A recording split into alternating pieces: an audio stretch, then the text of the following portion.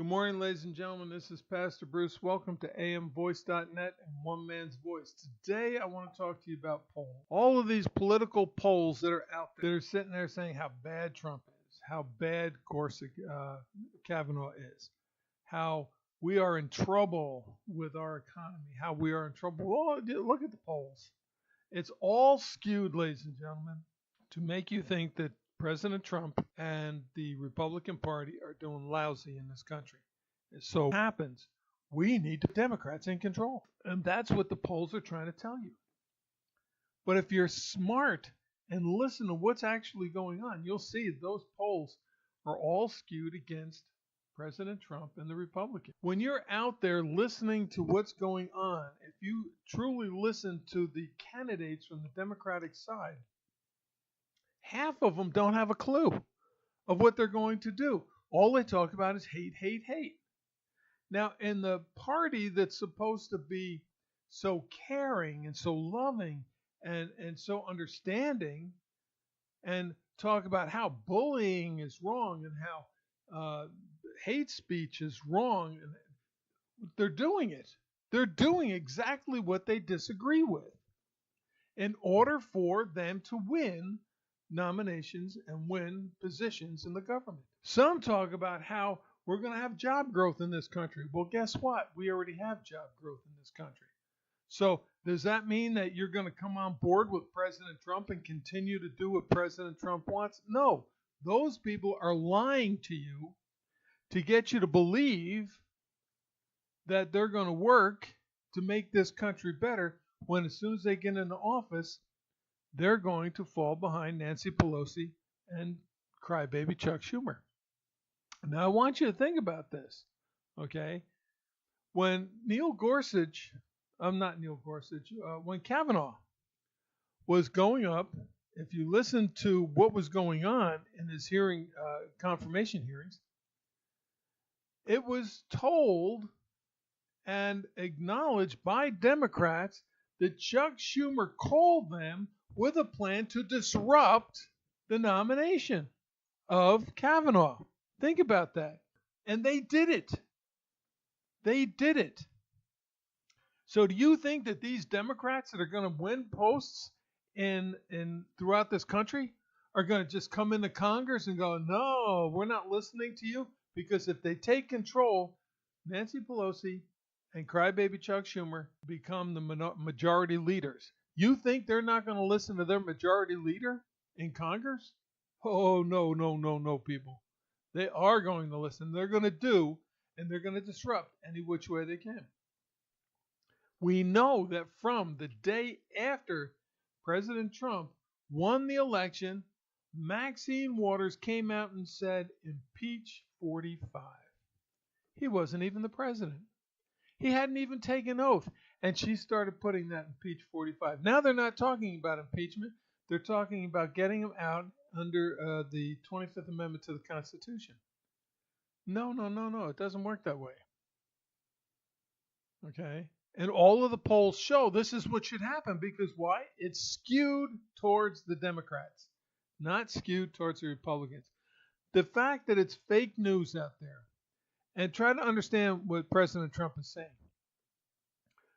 When we hit record low unemployment rates, they talk about a porn star. When we hit a 4.1% GDP growth, they talk about how his White House is in chaos. That's fake news. It really is fake news.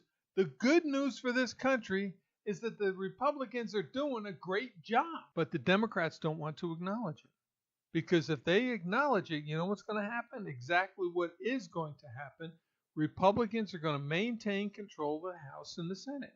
We know that if they take control, the first thing they're going to do is try to get rid of President Trump. Then they're going to try to if they get that, then they're going to try to get rid of Pence. Look at Kavanaugh. They tried everything. They have nothing. And their own party is upset with them because they couldn't derail the hearing. Polls are out there. Oh, Kavanaugh's going to win everything.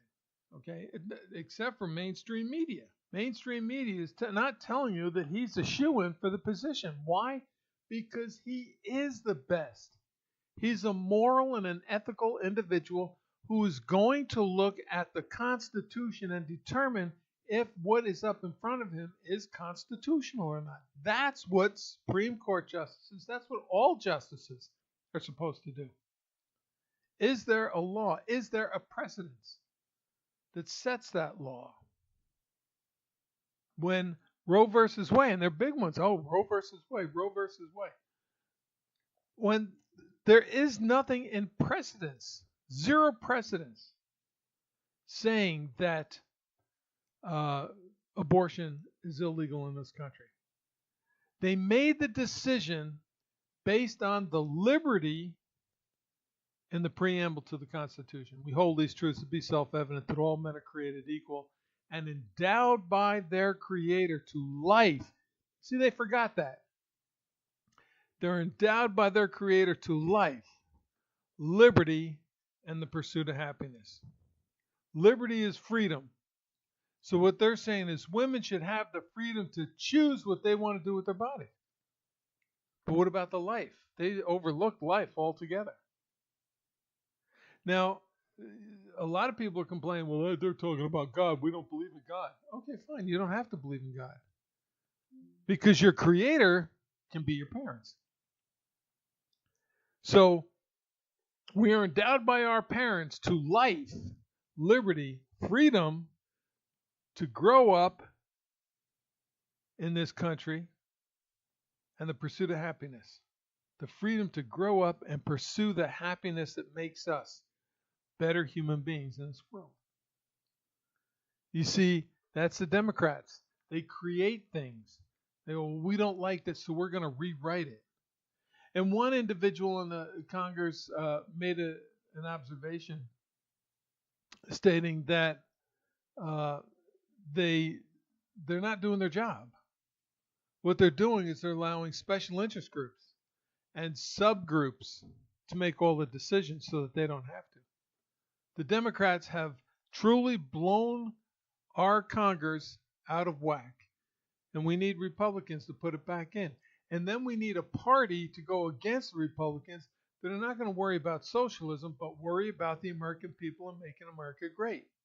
Now, I've said it before, and I'll continue to say it. You know, I don't care what happens in Iran. I don't care what happens in Russia. I don't care what happens in China. That's their country. They can raise their people. They can do what they want with their people. That's their home. It's not my home. My home is America. So as long as I don't interfere with you, you don't interfere with us. But that's not what the Democrats believe in. The Democrats want to be part of the world community so they can allow other countries to come in and tell us what to do and how to do it. So understand all of these polls that we have are geared towards that, geared towards making Democrats the leading party of this country to turn us into a socialist nation and create the largest plantation in the world, and the American people are going to be the slaves in that plantation. And it doesn't matter the color of your skin, people. And we see that from the Obama administration. When, under the Obama administration, I have to concede, yes, we did have growth. We were coming out of it. But he wrote so many, and Bush wrote so many, and Clinton wrote so many executive orders and rules to strangle businesses that when NAFTA came about, businesses left. And they still created laws. I mean, people were able to work 40-hour work weeks. But anyone who now, under the Obama plan, anybody who worked over 30 hours had to have health insurance. They were forcing businesses to give people health insurance when they couldn't afford $400 per employee. So what they do? They cut back on the number of hours. Yes, there was growth in this country of minimum wage, less hour jobs. And it brought the 10% unemployment rate down to about 4.4, 4.5. So yes, it did. But the people were still suffering. Those people out there working on minimum wage were also on food stamps. Okay? Trying to find government housing so they didn't have to pay outrageous rents. This is making a plantation. This is putting the American people into slavery. And I hate to tell you, but even with Obama, if you look at his record, black unemployment was at its highest. They were more on welfare and food stamps than the whites. Why? Because they already know plantation life. I'm not saying that's the right way to go. That's socialism, people. Look at what's going on in California, at their socialist attitude. So understand that. And here we got now, with a month left, Obama is coming out talking about the Republicans. Is he talking about plans for the future? Is he talking about how we're going to create more jobs, or how we're going to make this country flourish more, how we're going to do better things in this country? No, no, no. He's talking hate speech against the Republicans, against Donald Trump. Now, one of the things he said is, if you don't like what's going on, vote. Now, after what's going on, he listed a whole, don't do this and this and this and this. Go out there and vote. And I agree. So let me ask you, do you like the fact that we have the lowest unemployment rate in the last 20 years? Do you like the fact that if you haven't been working for the last couple of years, now you're working? Do you like the fact that you're getting pay raises? Do you like the fact that because you have money in your pocket, you can go out and spend it and make life better at home for yourself? Do you like the quality of life that is going out there with the 4.1% growth that's in this country? Now, understand this. When Obama sat there, he said, the best we could possibly think of doing is 2% growth. 2% growth. As an individual on Social Security, I didn't see a growth in my Social Security check. But yet prices went up. Why is that? No growth. No growth, you don't get more money. You don't get more money to be able to live. Now, I kind of like that idea. I mean, I'm making enough to live off of. But the fact of the matter is this, that you're telling people the best we can do is 2%. And I think the best he had was a 1.5, maybe a 1.7 growth under his administration. When President Trump came into office, one of the things he was able to accomplish was to lower the tax rate against businesses. Second thing, which nobody talks about, is he got rid of all of the garbage regulations that strangled the American businesses, especially the mom and pop businesses, the entrepreneurs that are out there. A lot didn't want to start up new business. I've already been approached by 3 people who are starting their own businesses now that all these regulations are gone. And because I do accounting work and taxes, they're coming to me for advice on businesses. And I give it to them. Send them on their merry way. So 3 people. All total over the last 2 years, 5 people have come to me to start their own businesses. This is unheard of under Obama because he strangled the people, strangled growth in this country, and said the best we can look for is maybe a 2.0 growth. When Trump came in and got rid of the regulations, lowered the taxes, American businesses and other businesses came to America, started building, and turned around and hired American people.